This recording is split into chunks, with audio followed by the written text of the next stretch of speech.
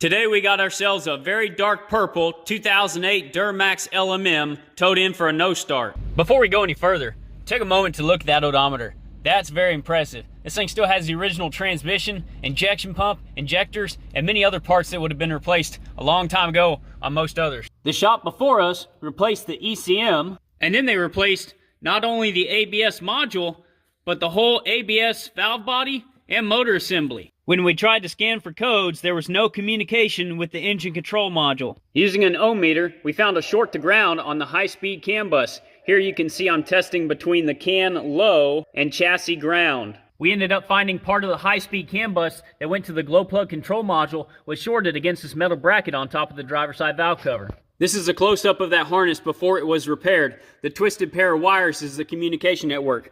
Right there you can see the copper where it was shorted out. Y'all's parts cannon needs better ammo.